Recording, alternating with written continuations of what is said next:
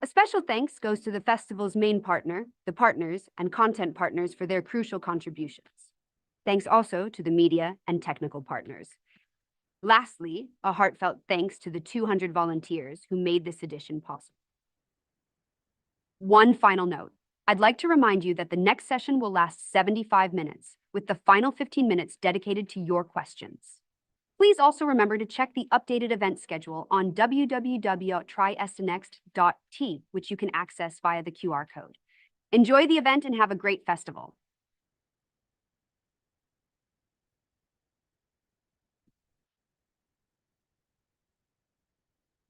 Good morning and welcome to this presentation. I am Alberto della Casa Bellingegni and I'm an engineer at Prosthetic Center of Vigorso di Budrio, at the moment employed by the Italian Institute of Technology. Today, I'm about to present you this presentation, actually, which is entitled Prosthetic Rehabilitation Research from Osseointegrated Prosthesis to Assistive Robotics. Well, despite the title start from Osseointegrated Prosthesis, I decided to switch upside down at the presentation. So we will start from assistive robotics and then end the presentation with the osseointegrated prosthesis. But before moving to the next slide, okay, let me first introduce you the Centro Protesi INAIL, where I work and where we do research. The Centro Protesi INAIL, the Prosthetic Center, is a part of INAIL, which is the Italian National Institute for the Insurance Against Work-Related Injuries. And thanks to its ramification all over the Italian territory, every year, thousands of people, thousands of patients converge to the Prosthetic Center for accessing to its services, which what concretely we do at Prosthetic Center, we process and customize prosthetics and ortheses. We do operation like training for teaching the correct use of orthopedic device. We develop prosthetics and aids for sports. So we take part in the Paralympic Games with the national Italian teams. We also provide psychological support and other personal services, as well as orthopedic aids and vehicle customization for all the people that suffered and work-related injury, or also other people, also the people that actually suffered a limb amputation due to other reasons that are not related to work. But in addition to all these services that the Prosthetic Center offer, well, we also are active in the research field. Research in bionics, prosthetics, and osseointegration. Okay. The research in Prosthetic Center INAIL is divided in project plans, okay, which can be normally of short and medium term, which aims to develop technologies that in a reasonably short time can produce these devices that can be placed on the market. And so all the people that are suffering a limb loss or any type of injury or need a certain type of rehabilitation can exploit these new technologies in a short time, during their lifetime. Although we also face and we accept the challenge of long-term project plans, which will see the outcome in the next years, the decennial, 10 years or so on, which basically concretely are high-profile scientific challenges. We are talking about frontiers, cutting-edge new technologies, neural interfaces, connection with the direct nervous system, the central nervous system, and so on. In these project plans, we take care of different fields such as upper limb prosthetics, lower limb prosthetics, rehabilitation, robotics, surgery and rehabilitation, and evaluation systems also for evaluating, for understanding what the subject really need. Thanks to the Centro Protesi, because thousands of people every year access to its services, well, that creates a big pool of subject patients for which and with which do research activities. And thanks to that, we are able to proceed and provide and create research using a user-centered design approach, centered on the user's need. And concretely, in what we are talking about, Here I want to show you what the user-centered design workflow is. How can we put the subject, the final user of our technology, at the center of the design development? Well, basically, the starting point, when we want to create a new device, a new technology, what we do, firstly, we analyze the experience we have at Centro Protesi email, what we can do, what we've done in the past. We check what is available on the market, but mostly we subministrate to our subject, to a pool of subject, survey, and we organize focus group. So from those information, we are able to detect what the final user want, what the final users need, and how the technology can intercept these needs, okay? From all this information, which basically creates the background for our scientific development, we are able to identify functional specification, which then are translated into technical specification. We take care of then, once we identify the technology that is necessary for obtaining certain function of our final device, then we create a prototype. The first prototype, so there is a phase of design and development. Once we obtain the prototype, we undergo a phase of clinical trial and start pilot study. And if there are any problem with that, or they need customization or other adapting system, we can switch back to the design and development phase, create a new prototype, adjusting the technical specification as well, in order to get to the real goal of our research in a cyclical way, okay? At every iteration, we get closer to our goal. How we do that in the research in prosthetic center? Well, we don't do everything by ourselves, but actually we can relate and resort to our research network, which includes the local district of the National Health System, such as Istituto Ortopedico Rizzoli, several research institutes, such as the Italian Institute of Technology, for which I work, the CNR, Consiglio Nazionale delle Ricerche, and several universities. Each one of them, at the same time, has their own research network, with which we can, attain to their research network in order to have partner and sub-partner, national and international. What is the role of INEL in all these research networks? Well, is responsible of design and co-design the research projects, manage and coordinate the activities in order to be sure that every single one of the partner of this team, which is basically a multidisciplinary team, will converge to the same goal, okay? We define the functional specification because of the user-centered design approach. And then we take care, and sometimes, often actually, of the technological development and of clinical studies. And thanks to the synergy among the research network, it is possible to carry out multidisciplinary research activities, including clinicians, doctors, bioengineers, any type of engineering, the field of engineering, electronics, mechanics, robotics, automation, and stuff like that. And also we take into consideration the neuroscience, not just the engineering aspect of it, but also the way in which actually we can study how our brain works at the same time. Thanks to this research network, at the moment, currently, there are 18 bionic projects, bionics, prosthetics, and evaluation systems within a 36 3-year horizon, using 8 main partners and 14 sub-partners, both clinical and technological. We divide our research projects at the moment in lines, okay? We have 5 different lines: robotic rehabilitation, which has the listed project like Feather Exo, Clinic Exo, BioArm Next, and so on.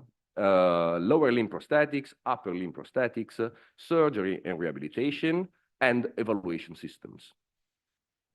Well, in this presentation, I would have really liked to present you every single one of those, although the project has just started, and despite they are in continuation with the project we had in the previous years, I've selected a few of them in order to let you see what we achieved from the previous project and where we are moving with the new one. I decided to divide the presentation again in three subcategories, which are assistive robotics, bionic interfaces, and osseointegrate prosthesis. So now let's move forward to the assistive robotics. I want to show you what is our experience, what devices we developed as outcome of the previous project. And so let's go ahead and let's see the first one. The first one is the float. Float is a robotic device for post-traumatic and post-surgery rehabilitation, which, as you can see from the picture, is composed by multiple parts, which is a control unit, obviously for controlling the robot, a mobile cart, which takes care of the weight compensation, it keeps standing the entire structure, and an exoskeleton, which covers shoulder, elbow, and elbow. So basically, from the back to the forearm. It is used for rehabilitation because no, it doesn't want to substitute the therapist, but with these devices, we are able to repeat the same movement without any change. And we can use that also for evaluating in a quantitative way the performance and the improvement of the subject. Okay, these devices, the float device, offers a weight compensation in order to, facilitate the free movement of the robot. Okay, and so the subject can be helped to perform certain movement that he couldn't do without help. Okay, but it can also be operated remotely in both in a kinematic mode and a trajectory mode. Kinematic means that basically the operator moves the robot from the computer, and certain movements are performed by the robot, and the user inside actually is, passively moved by the robot. And the trajectory mode is a system in which actually the therapist performs a movement with the robot records its trajectory that the therapist done. So we use the therapist as an active controller of the robot. It records it, and then it plays it, continuously until there is a new change needed. The next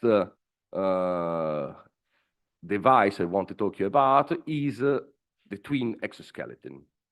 Okay, what is an exoskeleton? Well, it's a device, a robotic device that, well, concretely, it's used for people that cannot walk anymore to walk again.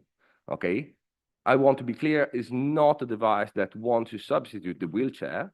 It's not its main goal. It's still a rehabilitation device, because for the people that actually have lost the use of legs, there are a lot of problems that are related to not just the possibility of walking again, but the lymphatic system stops working, the blood clots, the circulatory system has a lot of, not moving creates a lot of problem to those systems, which are naturally solved by walking again. Okay, so the action of walking has a therapeutic goal as an achievement. And this is the new exoskeleton, the last evolution of our exoskeleton, which is visible at our stand in Piazza dell'Unità. Has a remarkable weight of 21 kg, which is a remarkable result, I have to say.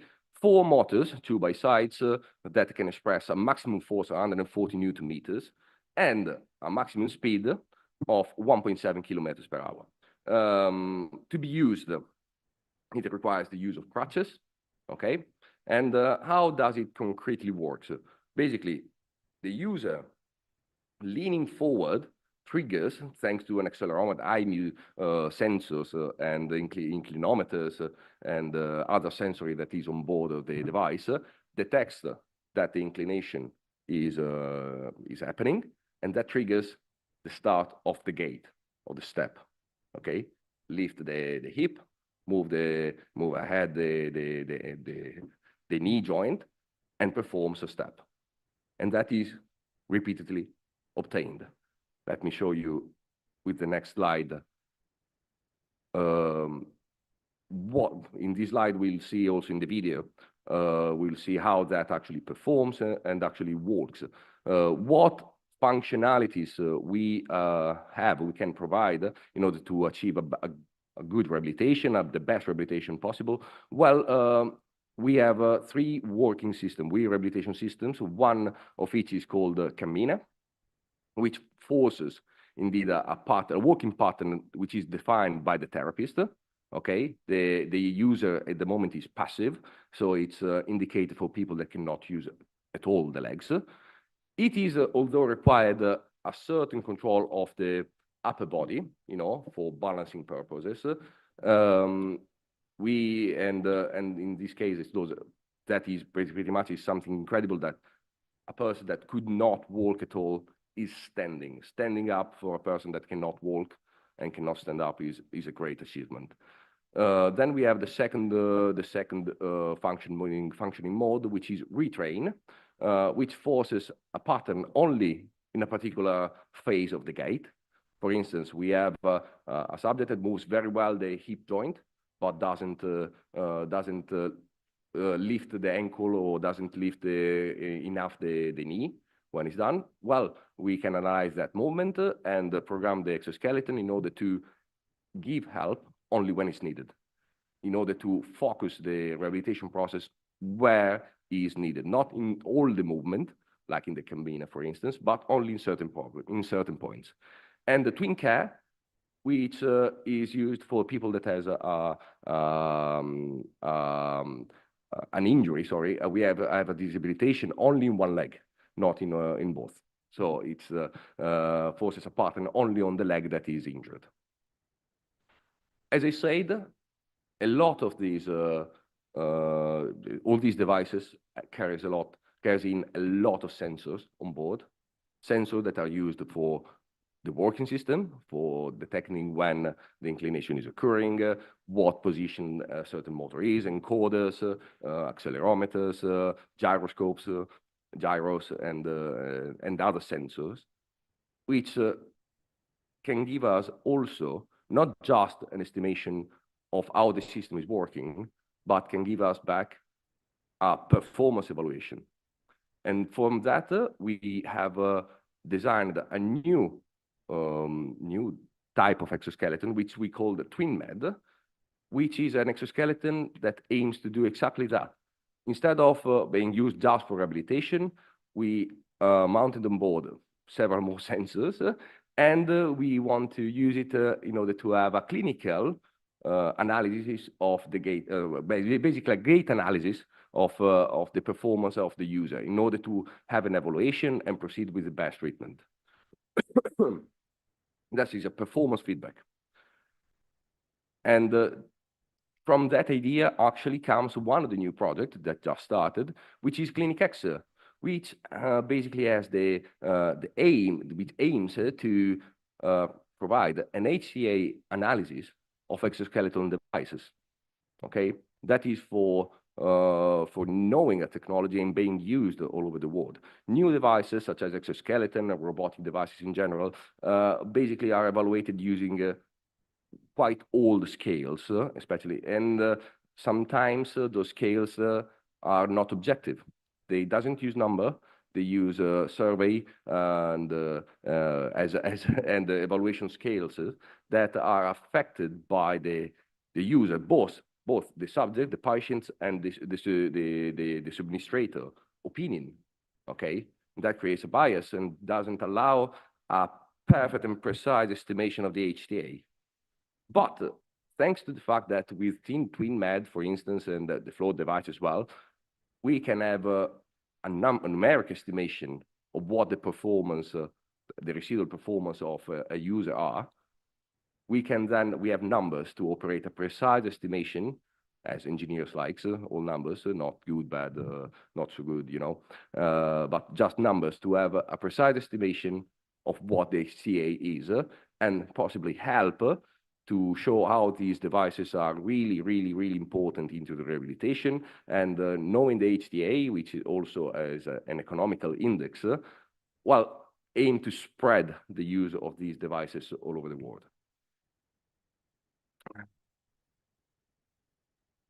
Let's move ahead into our next chapter, which takes care of bionic interfaces. We are talking about interfaces, and we move slightly to the upper limb prosthetics. And just for the one who doesn't know how prosthetics is controlled, well, the state of art or upper limb prosthetics is represented by the myoelectric control. Using two electromyographic sensors, such as the one showed in the left or upper left of the picture, we are able, which are placed, on the flexor and extensor of the wrist, we are able to obtain two independent signals. Why those signals are independent? Well, is because these two muscles, the flexor and the extensor of the wrist, are an agonist-antagonist. Once the upper one is contracted, the lower one is relaxed, and vice versa. As shown in the video, we associate this movement of the flexor and extensor of the wrist to opening and closing motion of the hand. The same can be done with a transhumeral prosthetics device using the bicep and the tricep. Okay. In case of a transhumeral amputation, obviously we might have more active joints. Okay, elbow and wrist and hand. And in this case, though, we have still two control signals. Okay, that is kind of difficult because with two signals we can control one single degree of freedom. Okay, but now we have a prosthetic device which is 3 degrees of freedom. Okay, how can we switch? How can we control the entire prosthetic device? Well, for this goal, we would utilize a control strategy, which is actually an active limb control strategy, which uses a trigger signal, which is achieved by the co-contraction or the use of external mechanical switches, for instance. But the co-contraction is the simultaneous contraction of both the trigger, the target muscles, in order to switch the active limb. So I'm controlling the elbow in this moment, co-contraction, beep, I move to control the switch. And now I move that. Co-contraction again, now I'm controlling the hand. Co-contraction again, and then back to the elbow.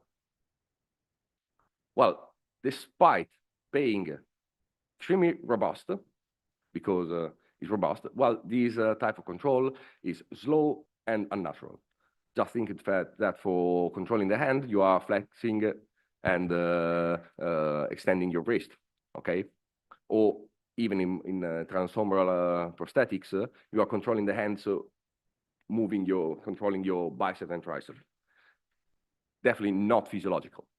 It is not possible to control with this, with the myoelectric control. It's not possible to control more than 1 degree of freedom at the time. We cannot control wrist and the hand together at the same time, okay, simultaneously. So, for instance, a very simple task, which would be like you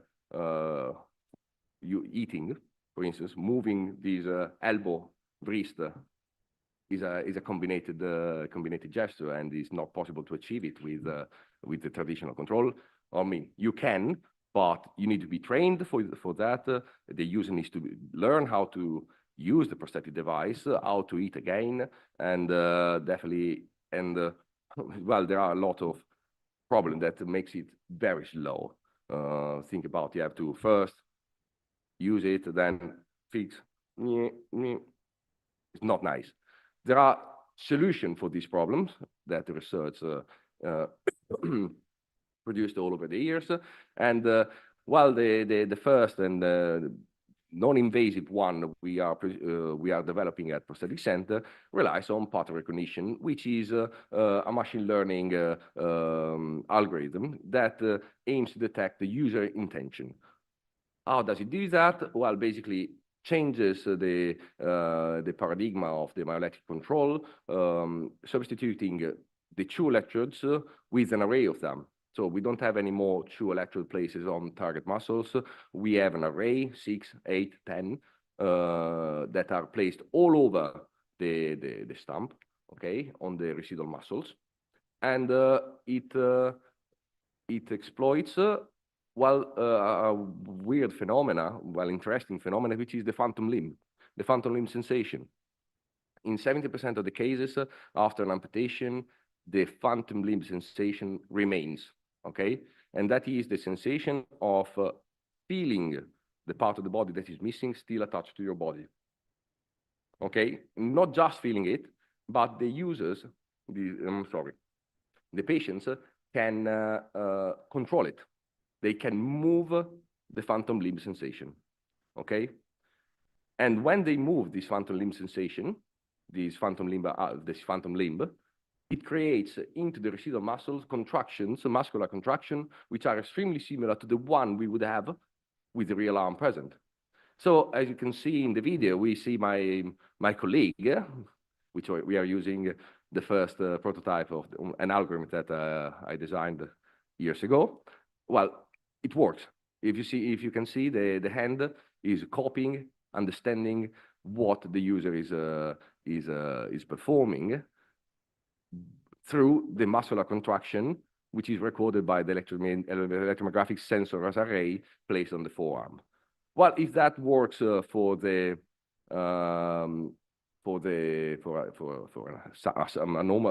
standard user, well, definitely can work also for an amputee, as we can see in the picture on the right, okay, in the video on the right. We extended also the control of the hand, not just to the hand. We extend the control of this machine learning, this algorithm, not just to the hand, but to different limbs. So here we can control both the opening and closing of the hand, but also pronation and supination of the wrist, as well as flex extension of the wrist, which is interesting. Naturally, more degrees of freedom you want to control, more grasping, more classes your pattern recognition algorithm has to detect, more difficult the control is, because it becomes less and less robust. What can be done? Well, these algorithms can be trained to be robust. The user itself can actually improve his controlling skills, because these algorithms actually works on a statistical basis, and they recognize a contraction pattern. And in the very beginning, if we want to perform a certain pattern, it's hard to replicate the same movement. But with training, with the more you train your phantom limb in moving, it's observed that actually the performances increases. So there is a symbiotic relationship between the user and the technology, okay? They both adapt on themselves until they find a perfect match. And well, can we just use the electromyographic sensor for performing this type of algorithm? Well, the answer is no. Actually, those algorithms are not related to any type of sensor, particular sensor specifically. And actually, that came the idea of iHarness, which is the new prosthetic hands, prosthetic arm, let's say, in which actually we decided to hypersensorize it. We decided to put every type of sensor there is inside. There is available gyroscopes, accelerometers, cameras for video detection, HDMI electromyographic sensors, touch sensors for the skin, the palm, the fingers, and we want to use all this information to perform a sensory fusion, a data fusion, and train these algorithms in order to understand, first of all, which one are the interesting one, which one are the one that are really affecting the control in order to be robust and reliable.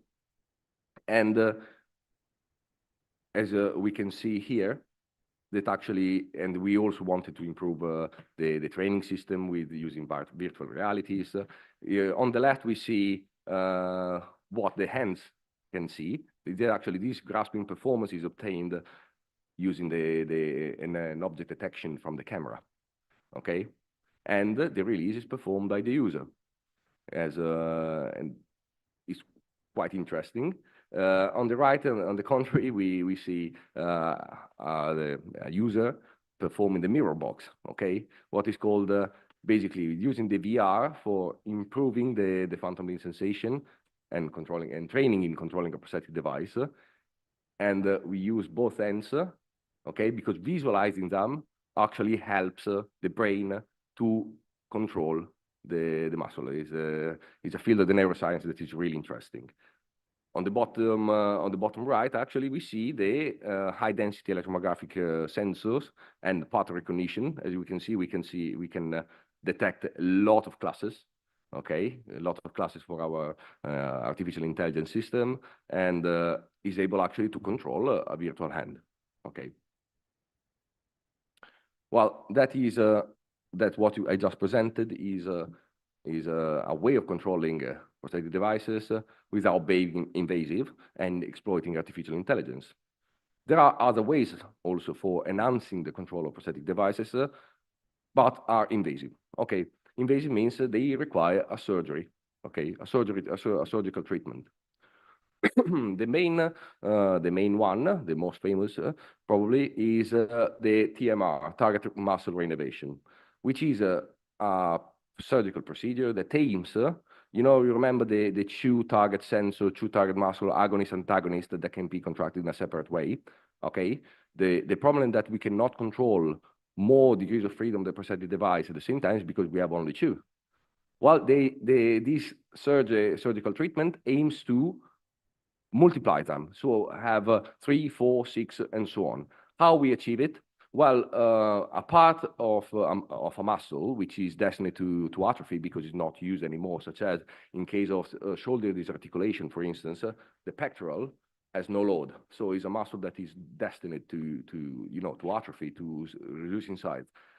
Well, what we can do is take that muscle, remove all the nerve connection, the natural nerve connection. Then we take the nerves from the nerves that are destined to go along the arm, such as the ulnar, major, those type of nerves, and they are attached to certain places of the chest, of the muscle. In this way, what we achieve, we achieve the fact that the muscle becomes a bioamplifier of the neural signal, okay? And they become independent among themselves, because the muscle itself is then divided into pieces and into 4 parts, let's say. In this case, it was divided in 5, 6 parts, and thanks to that, the user now is able to control the prosthetic device, moving.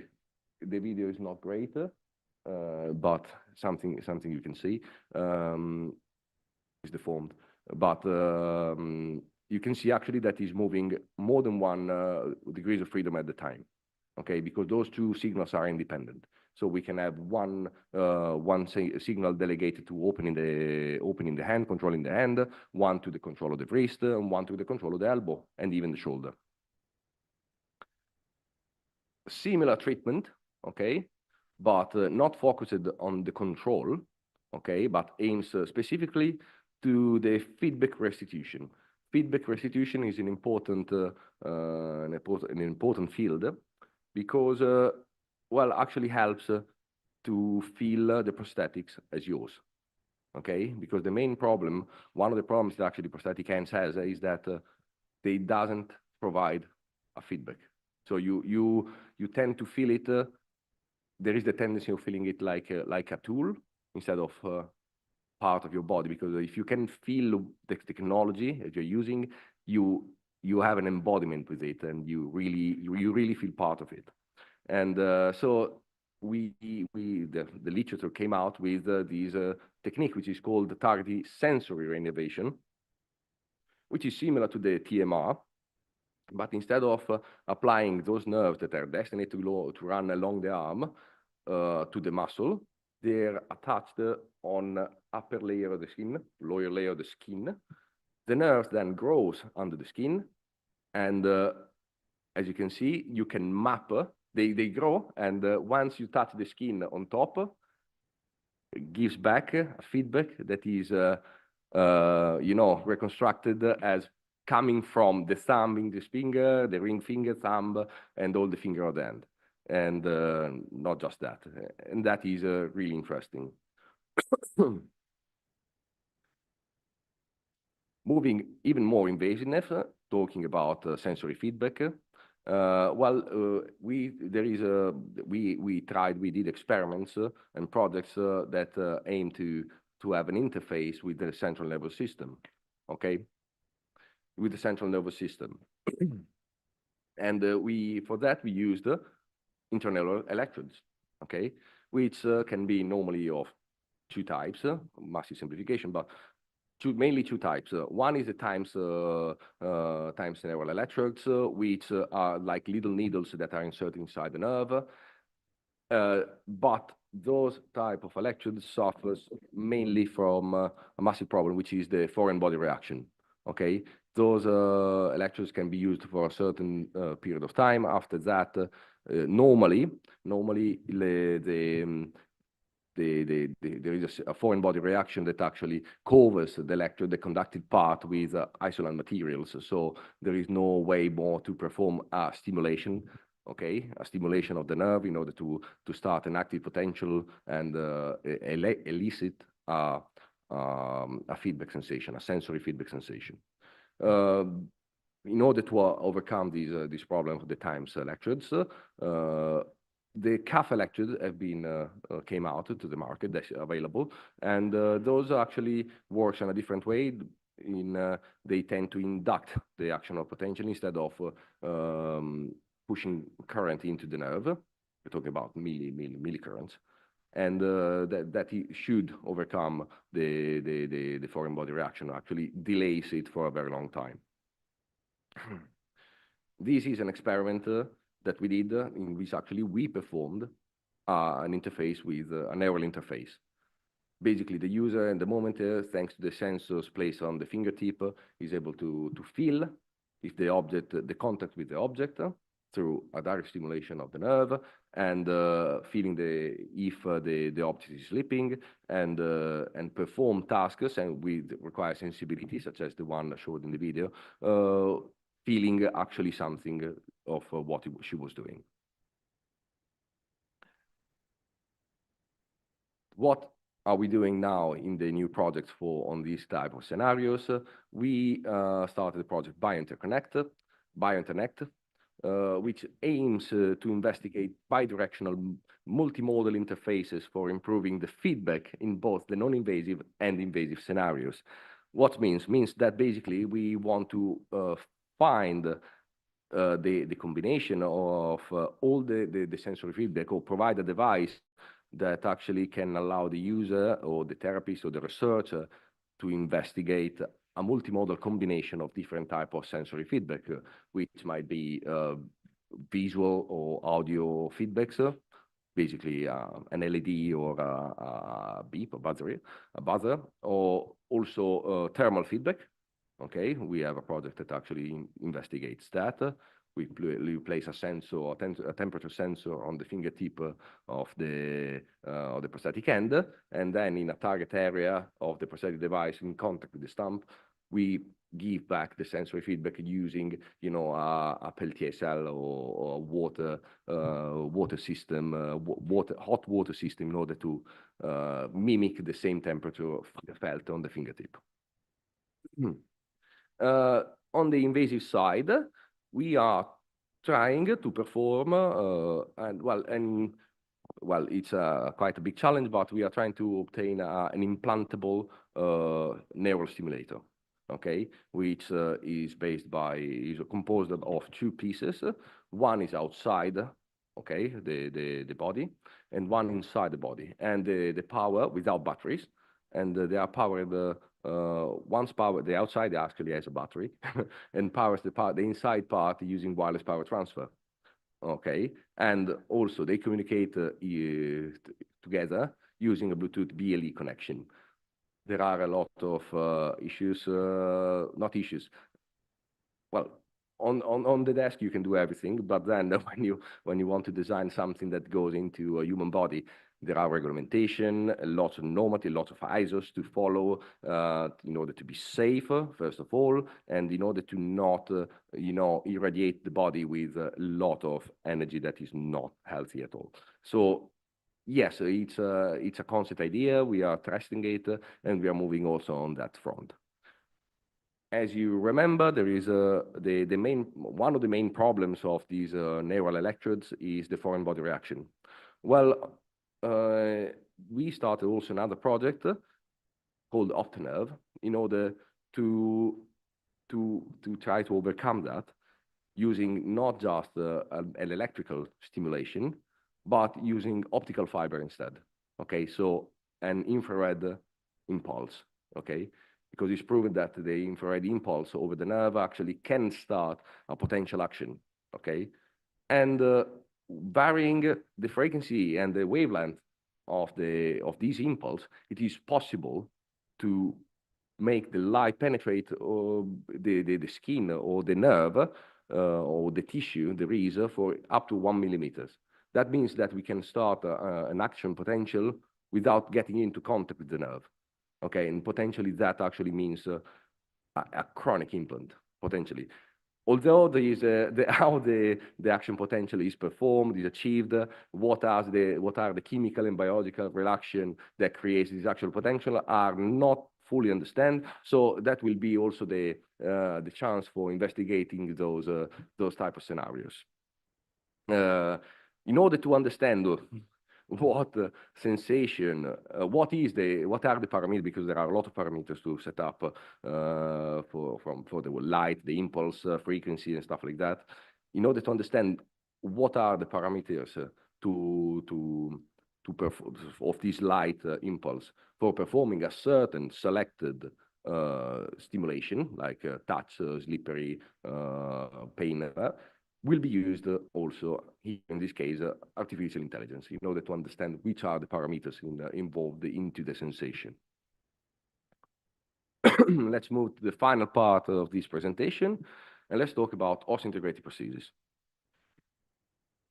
Well, nowadays, the socket, our device, the socket or prosthetic device, are the way we connect the prosthetic device to the residual limb, okay?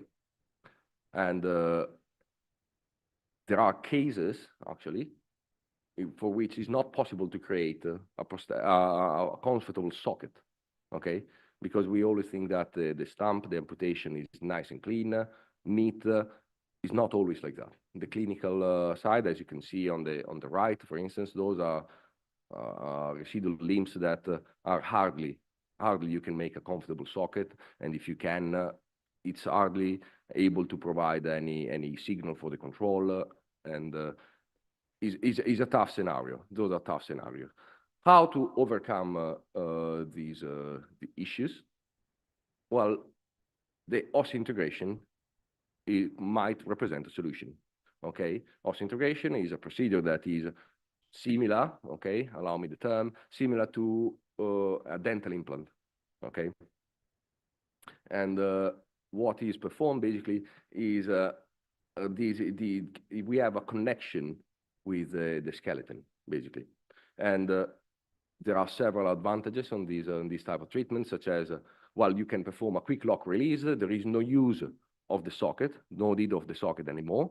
So all the issue related to the socket, such as excessive sweat, inflammatory reaction, allergic reaction, and any type of that, are immediately solved. There is an immediate load distribution over the anatomical axis, because you are using the structure of your body that are actually designed and evolved for sustaining that type of load, instead of distributing it over a surface. There is the creation of what is called osseoperception, basically is a feedback that the bone itself, when you have a contact with the bone, you feel the contact with the ground more clearly with respect of having a socket. And you can perform it for both upper limb and lower limb. And that's what we did in the past projects. How is it performed? Well, exactly as you imagine. The treatment involves 2 surgical procedures. During the first one, a titanium fixture is surgically attached to the skeleton. Then a second that occurs 6 months later after there is a certain recovery time. A skin penetrating abutment is inserted into the fixture, okay? And that represents the attach point for the new prosthetic device. And here we see what is the outcome of this treatment in a prosthetic, in upper limb prosthetics. Okay, the subject also received TMR, which is the technique for not amplifying, but for having the possibility of controlling more degrees of freedom at the same time. And the not using the prosthetic devices actually has, for upper limb prosthetics, has another advantages, which is to avoid completely the electrode shifting. When you have the electrodes, the MG sensors, which are placed into the socket is attached to the elbow, for instance. Every time you move the prosthetics, those electrodes moves, the sensors moves, and moving them changes the signal achieved. And for instance, performing operation like the one on the left that is showing, basically controlling the hand, having your elbow up above your head, is pretty much impossible to achieve it with a traditional prosthetics. Okay, because the electrode will move, the control will be affected by noise, and a lot of complication. Now here we see instead the same treatment applied to lower limb, to leg, and you can see that actually the weight distribution is perfect. Is walking. You pretty much cannot say that he's wearing prosthetics. The same happens with the normal prosthetic devices, because the users actually become very good in working with them, and you need to know that they are wearing prosthetic devices. And that's it. That is really interesting. Well, somebody might ask though, why we don't perform this type of operation all the time? Okay, why since it's so good, why is not performed continuously? Well, because well, first of all, we have a fixture inserted into your bone, okay, and we don't know how these implants concretely will behave. We have an estimation, but we don't know for sure how these implants will age in time. With an aging population, we have this treatment, your bone structure becomes lighter. How that system will affect you when you become old, and that's why those are treatment that before being declared sound and safe takes a long time and lots of studies on them. So what we're doing is improving the population of these subjects in order to amplify the studies, but the advantages are remarkable and undeniable. Well, the osseointegrated implants normally available on the markets comes in different sizes, discrete sizes, okay? And that means that when they are inserted into the bone, while the orthopedic has to drill the bone in order to adjust it to the shape of the implant. What we try to achieve with the osteocustom project is well, we can start from a CTA scan, okay, reconstruct the bone structure and the medullary canal section, and maybe we can design a fixture, an abutment that is patient matched. So instead of minimizing the work of the surgery, because if you can design an abutment, a fixture, sorry, that can mimic the shape, because the canal is not straight, as certain bends, has a kind of tricky shape to mimic in the in the 3D view. But if we can make the fixture of the perfect and optimal shape for that type of bone, we can minimize the work of the surgery. We can minimize the bone that needs to be removed and filed, and possibly create a better osseointegration. Because what happens is with these materials, the bone actually grows on the implant and becomes a fusion. Those are titanium alloys and other materials. There are several materials. And for doing that, though, because of the complexity of the shape of this fixture and abutment, different shapes and so on, we decided to rely on additive manufacturing technologies, okay, which can print these type of materials, biocompatible metal, robustness, and stuff like that, and so on.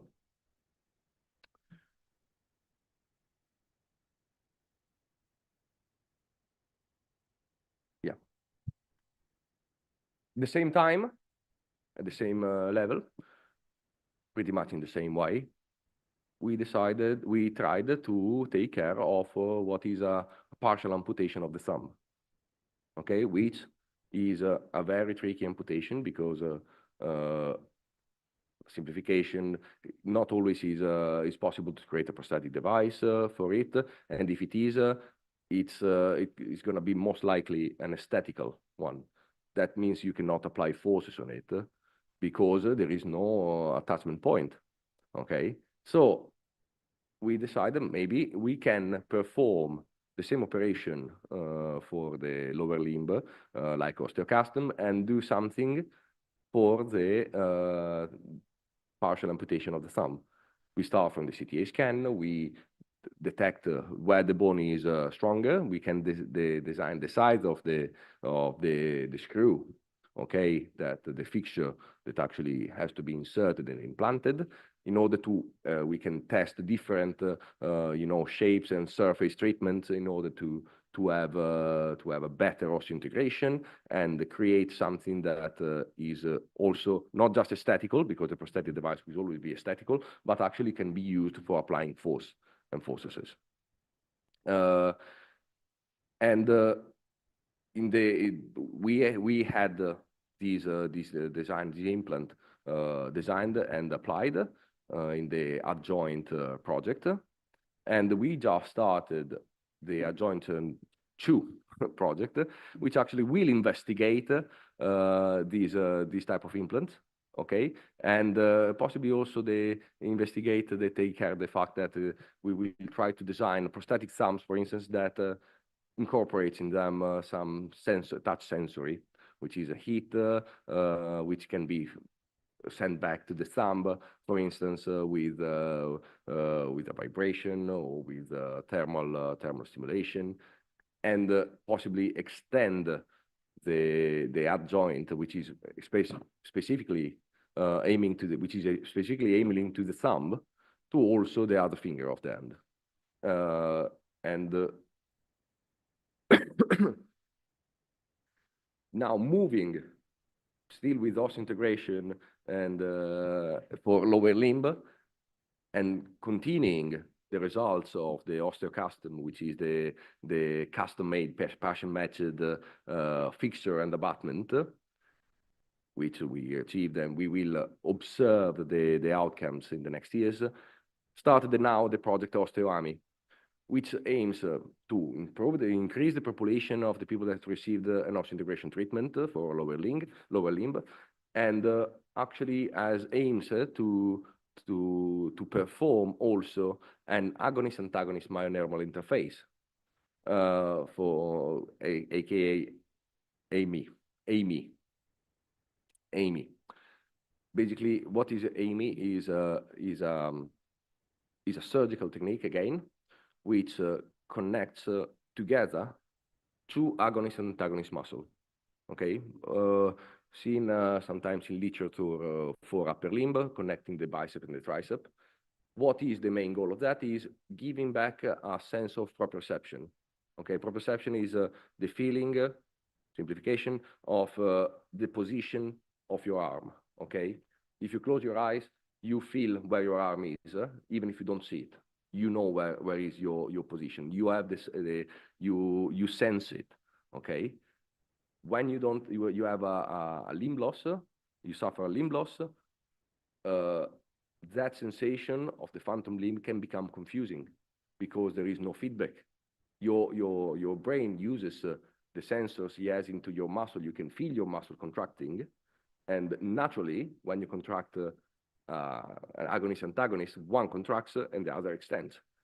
If there is no connection between the two, the brain receives contradictive signals and can get into confusion. So the main idea, what is it? Is, well, let's connect them together. So when one connects, the other follows and moves in a more natural way. Okay, we will try to achieve this surgical technique on transtibial amputation. Okay, as showed in the video. This is an experiment that has been studied in USA by the MIT a few years ago, but we decided to actually perform it and have our case study over here in Italy. So is kind of ahead of time. We will also, at the same time, as I said, check the results of the outcome of the osteocustom procedures and the osseointegration. And that was my presentation. Thank you for the attention. If there are any questions, please move forward.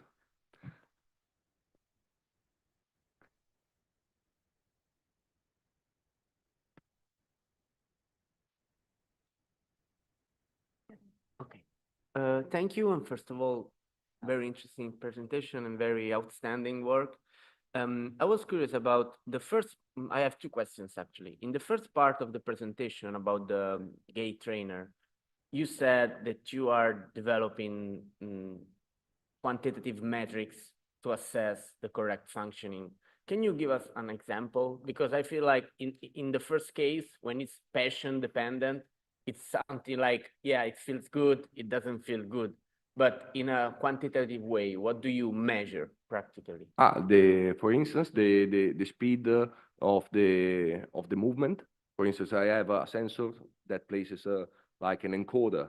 My exoskeleton measures the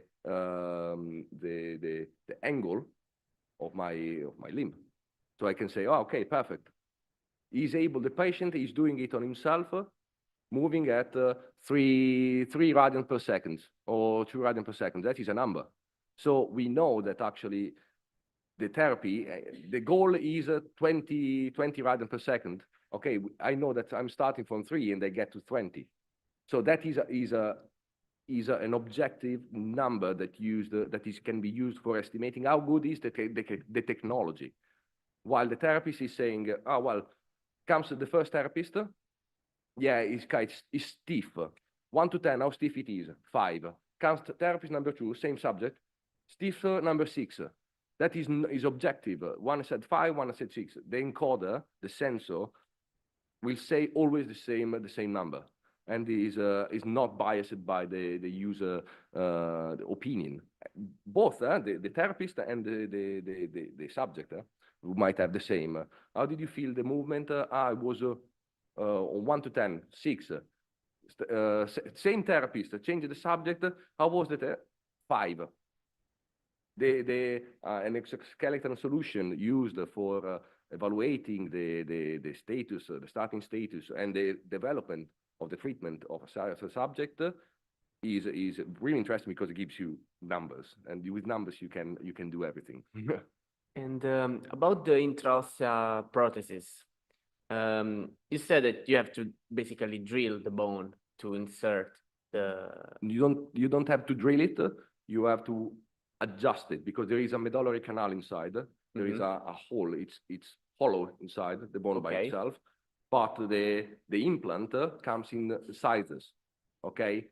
In order to fit the most of the population, but they are standardized sizes. Every single bone of every human is different, has its own particularity. So what the surgeon has to do is to, tries to insert it and tries to, bend it, open the canal a little bit more so it can fit in, and then literally hammers it in. And how, I mean, are you not afraid that in time, like the bond between the bone and the prosthesis, like falls off and the prosthesis can just? No. Those How do you materials. say closely attached? I mean, like if I pull it, it doesn't come out. Well, that doesn't happen, okay? But yeah, I'm not a surgeon, I'm not a clinician, I'm not a doctor, but when I've seen the procedure when they insert it, or you can see it on internet as well, is hammered it in, okay? Hammered, okay? So it fits tight. Plus, those materials are actually designed, okay, in certain materials in order to let the bone grow, which grows and attach to the implant, so it doesn't fall off. Okay, there is always the risk of an infection and a rejected implant, but those are not, our problematic scenarios are not the something that you can foresee. Okay, it can happen, but I'm not a clinician. I don't know how those things happen. So but I've seen now that the implant is inserted, and I can guarantee to you that it is tight. It is tight, but using standardized sizes actually creates that the surgeon has to, to adjust it a little bit in order to fit better. If we can design it with the shape of the the medullary canal, well, we reduce the damage of the bone, and that's something that is good. Another question? Hello, I have a question regarding assistive robotics. I would like to know if there are important differences between the exoskeletons that are used for rehabilitation and biotechnology and the exoskeletons that are developing now for reducing the efforts of workers in hard jobs and heavy industries. Thank you. Yeah. So in prosthetic center, we take care of exoskeletons that are used for rehabilitation, not for augmentative performances, if it makes sense. The exoskeleton that are taken part by another part of the research of ENAIL itself, which is work on the prevention of the work-related injuries. But the technology is similar, although in one case we are working with a subject, a patient that cannot use the legs. So the entire weight, the balance, and the step motion needs to be supported. With the exoskeleton for work use, for performance enhancing, we have a normal body. Okay, so the technology is different. Okay, we might have still some motors, but most of the coordination and the balancement system will be achieved by the user itself. Okay, and while on the rehabilitative robots, they aim to the movement in order to be natural and doesn't take care of the weight at all. So they are conceptually are similar, but both technologically and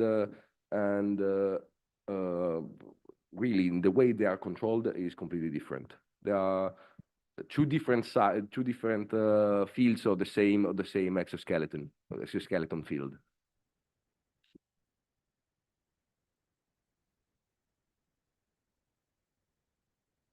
Hi, thank you for your presentation. It was very interesting. I have a question, which I don't know how nice it is, but how long until, I mean, except for the exoskeleton, which I'm assuming you are actually using it with patients for rehabilitation. The others seems quite an experimental level, so Yeah. you're still, Most of improving them, writing papers. I mean, there's a lot of research going on, but how long do you think before those can be used by the wide population, and how expensive will they be? Let's not take into account the costs of research, because otherwise there would be like millions and only for few, but is it something that you think we might reach in the next future, or are we thinking about more than 20 years ahead? That's my opinion only. So I don't know. I hope that it will be available tomorrow, for instance, but I don't foresee it coming in because those are experiments that takes a long life study. The subject needs to be studied for its whole life, you know, and more than one for having a statistical basis on which to evaluate the science. Okay, so as I told you, the osseointegrated implants. We don't know how we have an estimation, we have a foreseeing of what's going to happen, but in science you need numbers, you need a study that proves that a certain technology is safe or its benefits overcomes the negative sides. And at the moment, the population of those implants is not so wide for being able to claim that this technology is ultimately good. We see it is good, but as a scientist, we need to prove it. It's not just enough to say, oh, it's good, it's great. You need to prove it, and we are submitting to these people, to a wide population. Wide population, who's taking the responsibility of saying it's sure?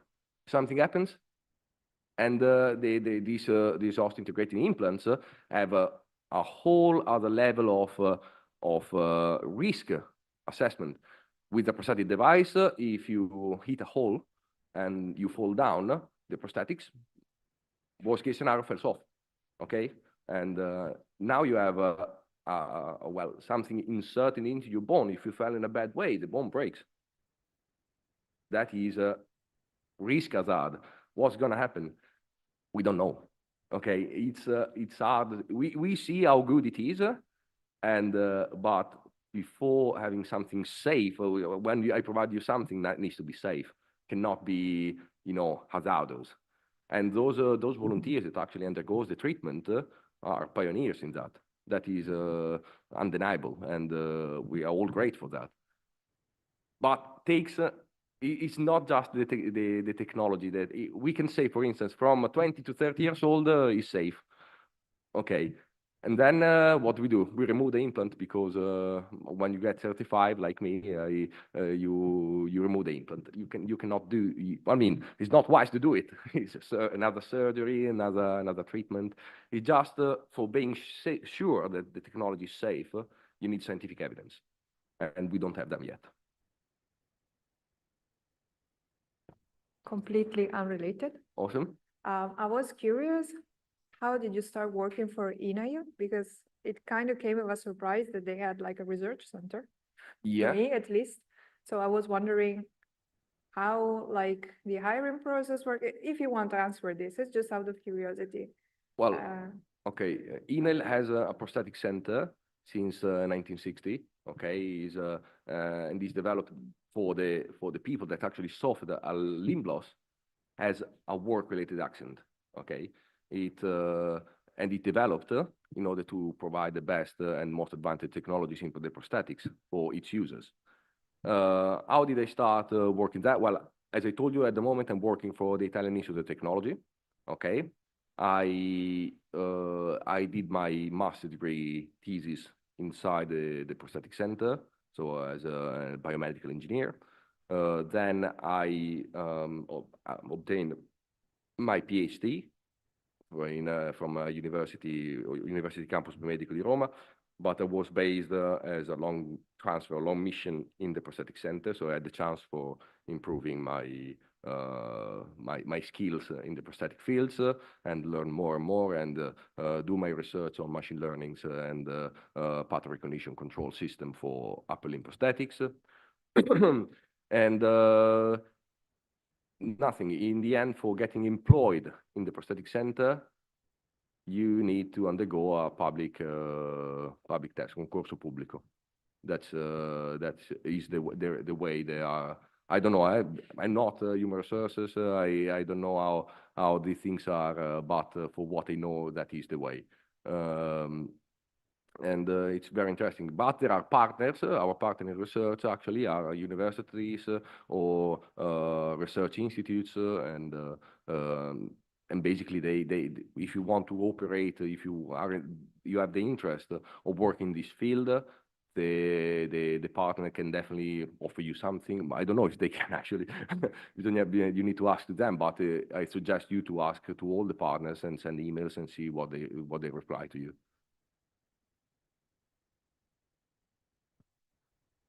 I try to answer to the question, but I take care of the engineeristic side. Is not the. Okay, Any- another question similar to this one. Okay, you talked about a fantastic research, fantastic experiments. Now, what's your ecosystem around you? Because I can imagine also some companies, startup, some new companies that to transfer your knowledge and to give you some idea. Because, for example, in our region, there is a big company that is working on prosthetics. Then I can imagine some cooperation, such kind. Those are tough arguments because they involve the direction of the email and the rulings. My director would have been here today, would have addressed your question perfectly. At the moment, I don't know what the position of the email, the prosthetic center is on startups and other innovation.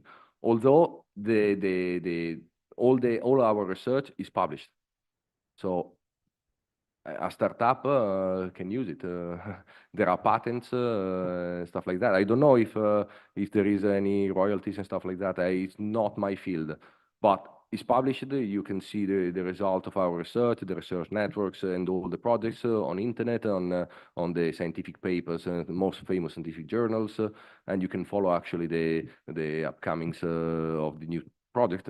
Meanwhile, they're happening because the publication comes. Through all the projects, all the project activities. Yes, why I'm the cluster manager of life science cluster Friuli Venezia Giulia. This is why my question about to connect such kind of experience. Thank you. Yeah, they go above my role. Those type of questions.